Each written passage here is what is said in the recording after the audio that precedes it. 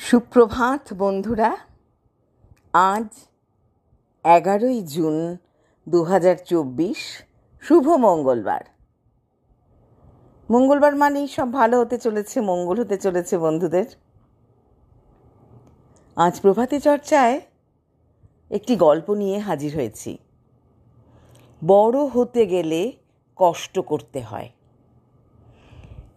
বড় হতে গেলে শুধু কষ্ট করলেই হবে না, মাথার বুদ্ধিটাও থাকা চাই।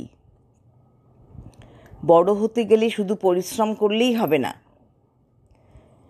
পরিশ্রম বলতে আমি যদি একটা বড় দেওয়াল সকাল থেকে রাত অবধি ঠেলতে থাকি, শুধু দেওয়াল তো দেওয়ালের জায়গায় থাকবে, সে তো নড়বে না।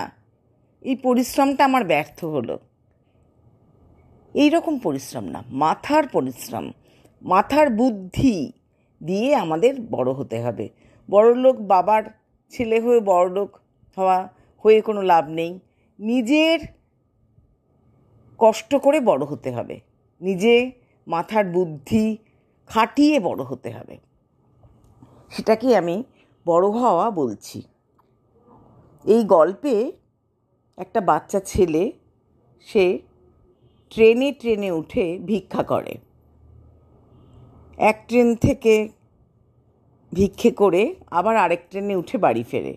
তার বাড়িতে তার বিধবা মা সে থাকে, এবং এই যে ভিক্ষার পয়সা, তাই দিয়ে তাদের সংসার চলে। এরম ভিক্ষা করে, কেউ কেউ ভিক্ষা দেয়, কেউ দেয় না। একদিন একটা ট্রেনে সুটেড বুটের এক ভদ্রলোক উঠেছেন। তার কাছে যখন ভিক্ষা চাইতে গেল ছেলেটি, তখন ভদ্রলোক বললেন, ভিক্ষা কেন? ভিক্ষা চাইছো কেন? তুমি তার বদলে আমাকে কি দেবে? বলল, আমার তো বাবু কিচ্ছু নেই, তুমি আমাকে একটু পয়সা দাও। বলছে, শুধু পয়সা তো আমি দিই না, আর তুমি কি আমাকে আশীর্বাদ করবে? সে আশীর্বাদ আমার চাই না, তোমাকে কিছু একটা দিতে হবে আমাকে। তখন ছেলেটি ট্রেন থেকে নেমে গেল। নেমে গিয়ে আরেকটি ট্রেনে উঠে সে বাড়ি চলে গেল। সেই বাড়িতে গিয়ে তার সারা দিন ভাবনার মধ্যে ওইটাই ভাবতে থাকলো যে ভিক্ষা নিতে গেলে কিছু দিতে হবে। সে আর বিকেলবেলা ভিক্ষা করতে বেরোলো না। সকালবেলা উঠলো, যখন উঠে দেখছে একটা টগর গাছে ভর্তি টগর ফুল ফুটে আছে, ধপধপ করছে গাছটা। তখন ও ভাবলো, আচ্ছা এইটাই তো খুব ভালো জিনিস একটা দেবার জন্য। ও এক ব্যাগ ভর্তি টগর ফুল নিয়ে একটা ট্রেনে উঠলো। যে ওকে পয়সা দিচ্ছে তাকেই একটা করে টগর ফুল দিচ্ছে। এইভাবে চলতে থাকলো।